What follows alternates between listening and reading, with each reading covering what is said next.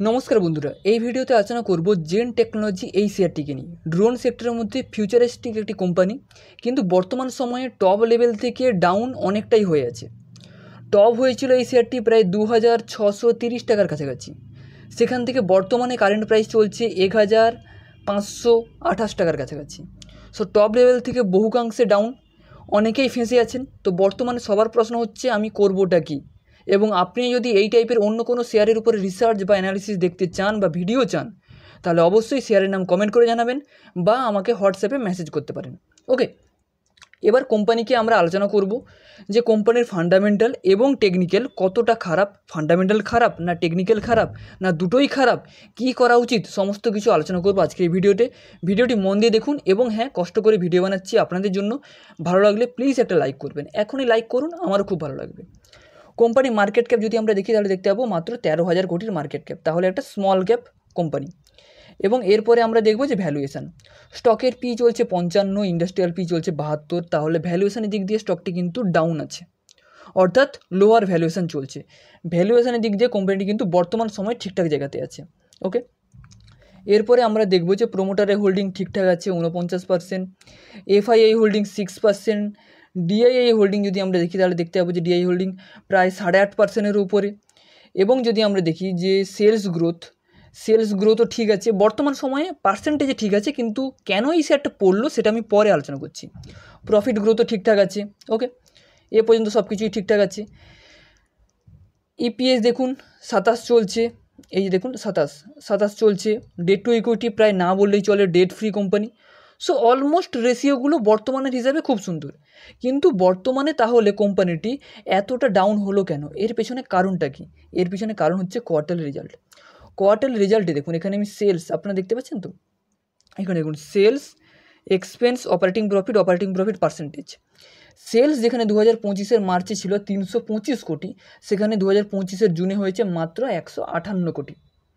তো সেলসটা বহুকাংশে পড়ে গেছে, মানে ভালোই পরিমাণে ডাউন, এয়ারও ডাউন, কোয়ার্টারও ডাউন। এই কারণে এই নিউজটা যেদিনই আসে তার পরের দিন থেকে এই কোম্পানিটি 4 দিন 5% করে পড়তে আছে। এই কারণে এই সেলসটা, এবারে এই সেলসটা যদি এই কোয়ার্টারে যদি ইমপ্রুভ হয় তাহলে শেয়ারটি এখান থেকে আবার ওঠার সম্ভাবনা আছে, কিন্তু ফান্ডামেন্টালে সেলসটা যদি ঠিকঠাক আসে, তো যদি এর থেকেও খারাপ আসে তাহলে শেয়ারটি কিন্তু এখান থেকেও পড়ার একটা সম্ভাবনা আছে। এবং দ্বিতীয় একটা কারণ, যেটা এখানে আমি দেখাতে পাচ্ছি না, জাস্ট মুখে বলে দিচ্ছি, শুনে নিন। দ্বিতীয় কারণ হচ্ছে কোম্পানির কাছে অর্ডার বুক কোম্পানির কাছে কিন্তু অনেকটাই ডাউন আছে, অর্থাৎ আমি আপনাদের দেখাচ্ছি। আচ্ছা, এটা দেখিয়ে দিই, তারপরে আমি দেখাচ্ছি। অপারেটিং প্রফিট যদি দেখেন তাহলে দেখতে পাবেন 138 থেকে শুধু 64 হয়েছে, 64 কোটি, তাহলে ডাউন হয়ে গেছে, দেখতে পাচ্ছেন। এবং যদি নেট প্রফিট দেখুন, নেট প্রফিট যদি দেখা হয় তাহলে 114 থেকে মাত্র 53, মানে অর্ধেকেরও কম হয়ে গেছে। সো এই কারণেই কিন্তু কোম্পানিটা পড়েছে।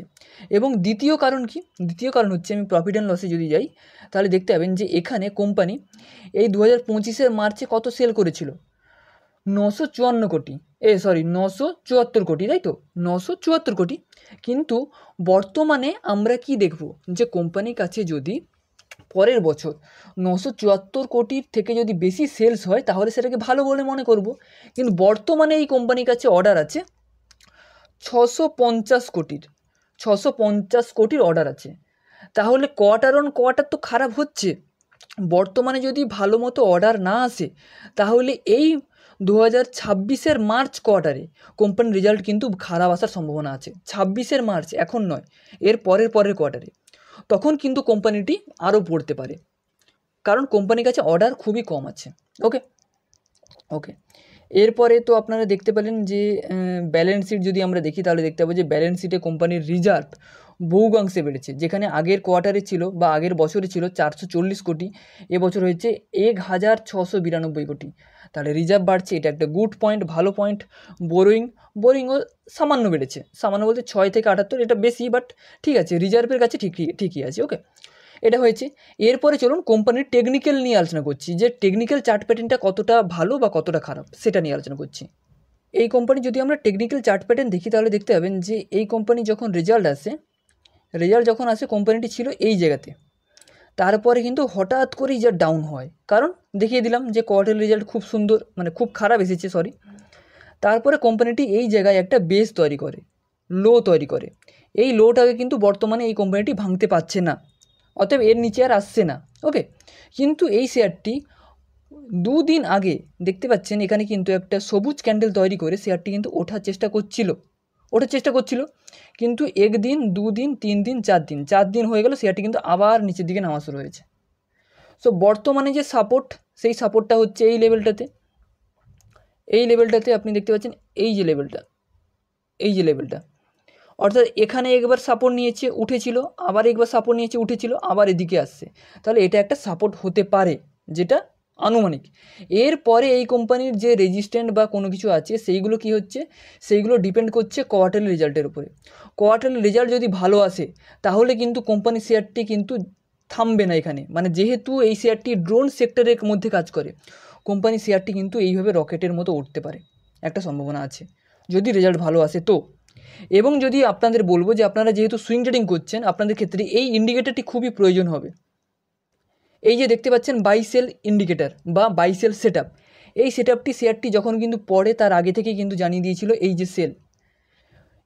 এই সেট আপটি এতটাই ইজি, এতটাই সহজ একটি মানে ইন্ডিকেটর, এই ইন্ডিকেটর আপনার চার্টের মধ্যে চলে আসবে, আপনি যেই অ্যাপসের মাধ্যমে ট্রেডিং করেন সেখানে চার্টের মধ্যে চলে আসবে, এবং সেখানে আপনি যে কোনো শেয়ার খুলে দেখতে পাবেন যে কোন শেয়ারে বাই সিগন্যাল দিচ্ছে, কোন শেয়ারে সেল সিগন্যাল দিচ্ছে।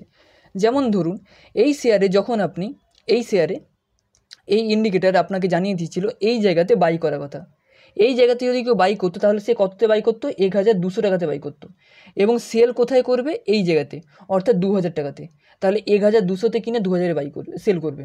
ওকে, সো এই ইন্ডিকেটর খুবই একটি কার্যকরী ইন্ডিকেটর, যারা নতুন তাদের জন্য খুবই উপকারী একটি ইন্ডিকেটর। এই ইন্ডিকেটর প্লট মানে আপনার চার্টের মধ্যেই দেখিয়ে দেবে যে কোথায় বাই কোথায় সেল, দেখতে পাচ্ছেন, যেমন দেখতে পাচ্ছেন সেইভাবে সেল বলে সেল লেখা চলে আসবে, বাই হলে বাই লেখা চলে আসবে। ওকে, সো বর্তমানে কিন্তু দেখুন এখানে এই যে 2 দিন উঠেছিল, এই 2 দিন কিন্তু এই শেয়ারটিকে এখানে বাই বলে লেখা চলে এসেছিলো, এই 2 দিন বাই বলে লেখা চলে এসেছিলো।